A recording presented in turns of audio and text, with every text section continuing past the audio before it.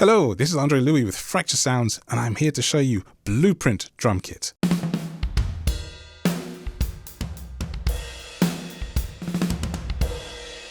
So let me walk you through the very quick beginnings. You've got snares on D and E. You've got snares on F and G. You've got a closed snare on A. Sorry, an off snare I should say. Then you have toms here on this B, C and D. Cymbals here and so on. And then there's a gap. Some other auxiliary percussion which you can have a look through as well. It's understandable and it's actually written down in the manual, so you'll be okay. On the black keys, hi-hat related stuff, and this lovely stick bounce on the E flat. So let's get on to the NKS mapping because that's what I'm here for. Let's talk about the controls, starting with punch.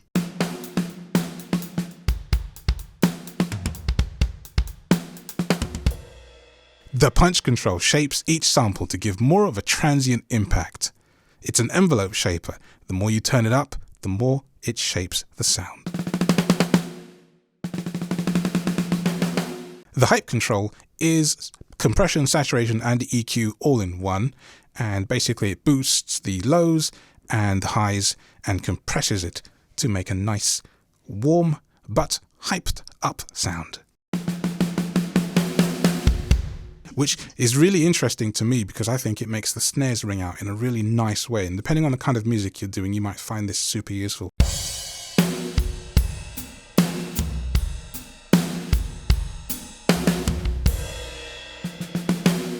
So you can really hear the ring of the snares. And let's talk about damping. So if I use damping, you can hear the ring, but if I turn damping all the way up on the snare, it's quicker to end itself. It's not cutting the sample, it fades the sample, if you will. Now, stereo width by default is at 0%. You can actually minus it so that you have a mono signal, or the more left that you go, the more mono it gets.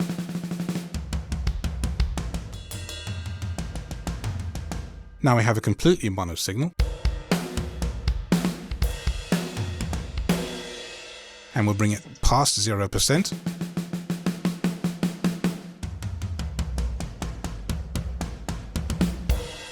Now we have an incredibly wide soundstage, extremely wide, and you might find this useful for doing Atmos mixes and things like this.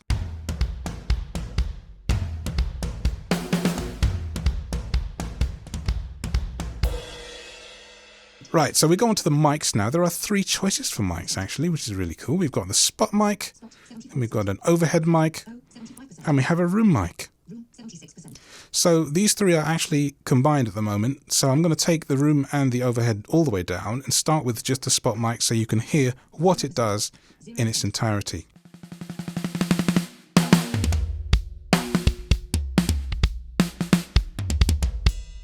Notice that when I play cymbals, apart from the ride, they're not in the spot mics. That's okay though, because if we turn up the overhead, turn the spot all the way down,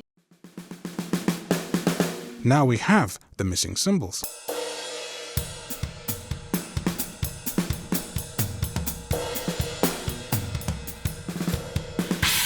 That is one of the greatest chinas I've ever heard. I like it. Right, let's bring the overhead all the way down, do the same for the room. This is so great because it really sounds like you're far away from the kit and the drummer's just booming at you across the stage.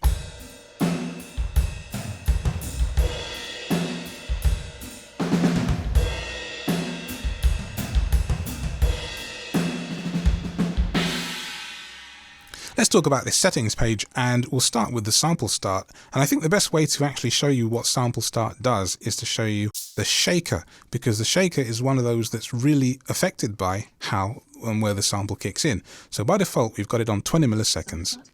And if I take it to 0, then you have a really tight shaker with the attack very close to you. And when you play the keyboard, you'll notice a very close and tight response. But now if I take the sample start and turn it left and also play the shaker, you'll hear a lot more of the beginning of it, which is really nice. Now it's all the way down at minus 70 milliseconds, and it means that when you now play the toms and the snares in particular, you'll notice a really long response.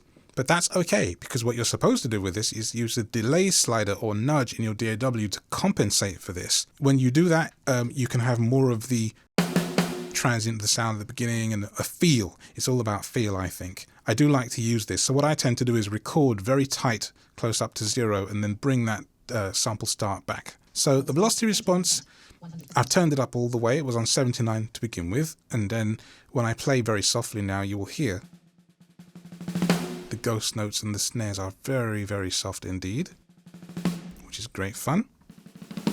This does allow you to do some very quiet passages.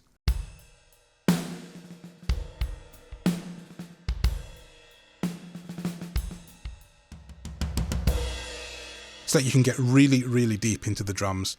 And actually this works very well when the velocity is at 100%. It works very well for the good old-fashioned Rosanna shuffle.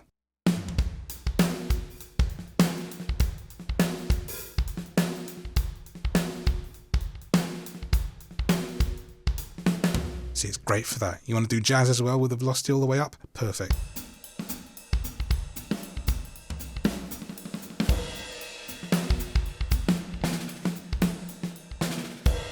It's lovely. Now, the more you turn the velocity down, the lower velocities, it's as if they were being compressed, you see, but they're not, and you'll see. So I will play. What it does kind of allow you to do is to have all the velocities feel like the same thing in a way. So whether I play soft or hard, you can hear it's different and it feels different, but if you're listening to it in context, you might think that they're all the same, but they're not all the same. And if I replay the Rosanna shuffle this way, there'll be no ghost notes because the ghosting is supposed to be quiet and the ghost is loud and in your face.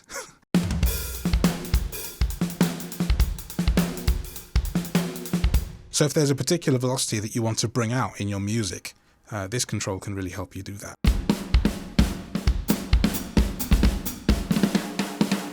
There are two factory maps and a GM map. There's map A, map B, and GM. So you're going to find gaps between the A, B, and C toms, but that's okay. Everything else that is supposed to be here is here in places you would expect it to be. So you've got a cable on A flat, for example, and a bunch of different things.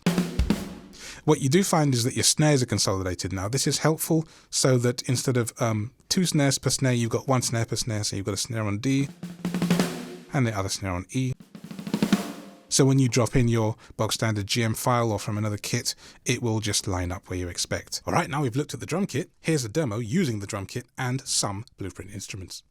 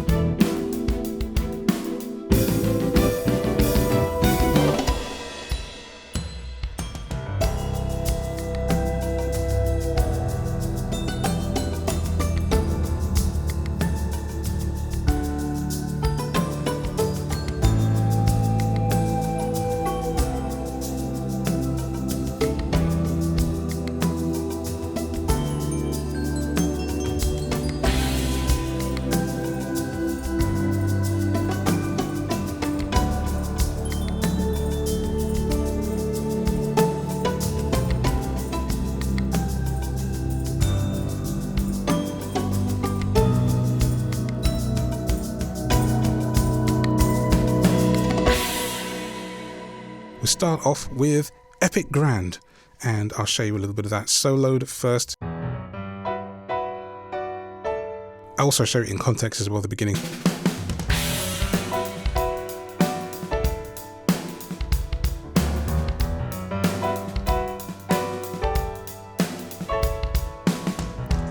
Now, if you remember earlier when I was talking about ghost notes, hey, I've used a lot of ghost notes in the drum track. Then we have Epic Grand Shimmer, which comes in at bar 27, and I want to show you a little bit of that soloed because it's really beautiful how it works.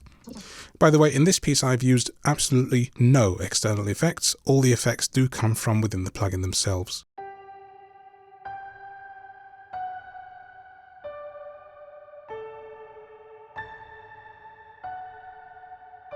So this comes in at 27, and I've already shown you the melody of that, so now I get to show you it in situ, which goes like this.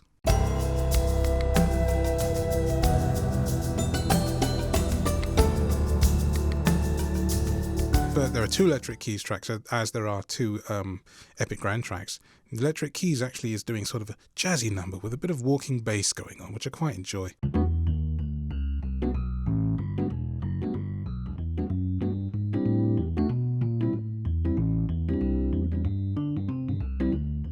And if you notice, actually, I've got slightly widened stereo image on here so that when I play the low end, then it's over to the left.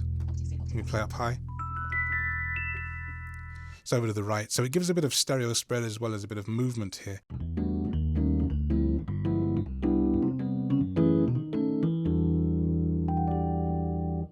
This is the first Blueprint library I played, and it's one of my personal favorites. Then we have Electric Keys Atmos.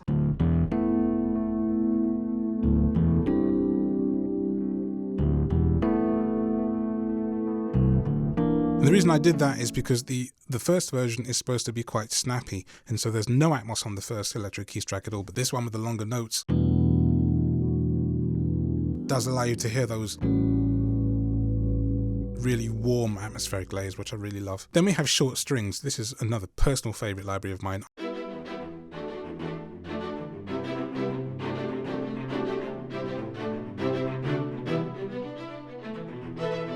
Love these. They just really fit nicely. And what they're doing here is kind of bringing up the tension, if you will. Comes in at bar 18 in the same way that the actual Electric Keys Atmos does. And it's interesting, actually, because they're kind of juxtaposed. This one is very in your face and constant, whereas the Electric Keys Atmos is very chill.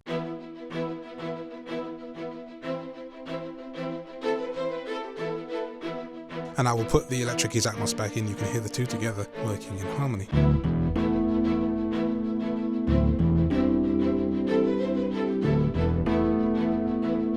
I really love how the interplay works between them, because one is doing such low-end, meaningful boom stuff, and the other one is like up there going, no, no, no, no, no. It's just so cool. We have gentle strings.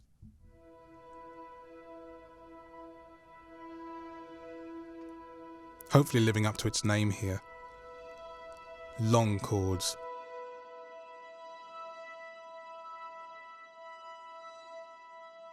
And I'll go back and put the our solo Epic Grand 1 as well. You can hear how that comes in.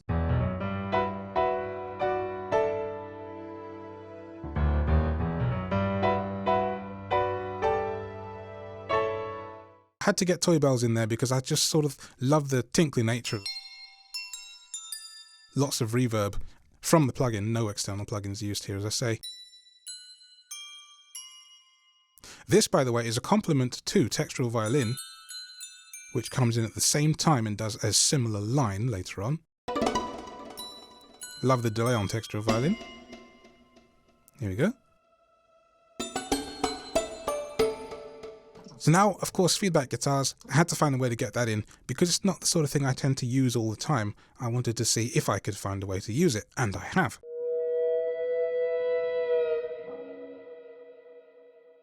It's quite fun. Big delay, big reverb, and it's quiet for a bit, and then does this. And it's like a howling wolf, I think. And when you put it in context with the rest of the piece, I feel like it does help drive the tension.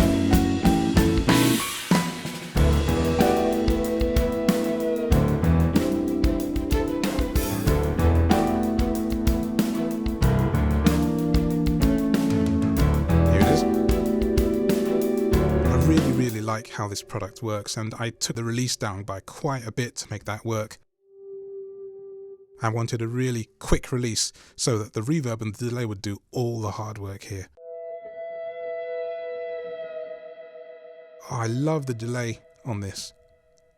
It just goes on forever you know, like if you look across a huge sea and you can't see the other side, you just know it's there, but you don't know where it is. So if I play that in situ, you get this lovely kind of, I call it like a forever sound.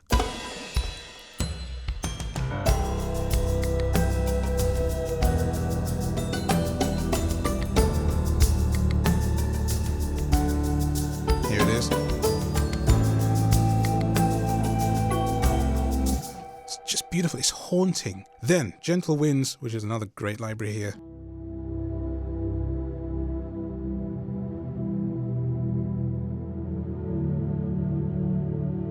So when I wrote this, I tried to take you through different kind of genres and feelings. So in the beginning, it's sort of like, hey, listen to me, we're cool and we do all sorts of fun things. Then we go a bit, you know, a bit jolly, a bit jazz.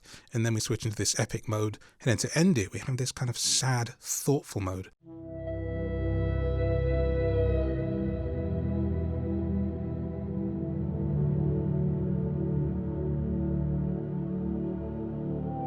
I feel like that just takes me on a journey into far-flung places that I've never visited, and I really like that. We're on to the drums themselves, the entire building block of this piece. I've used 2 tracks. The drum kit is configured differently in both cases. The first one is just the raw kit with no changes made by me. The second one has a few changes. We've got hype and punch turned up a little bit, and the stereo spread is slightly wider. You can hear it's a bit more punchy. I'll switch between the two, you can hear the difference. And they have different use cases here. So the first track is just the main drums, which I'll solo for you now.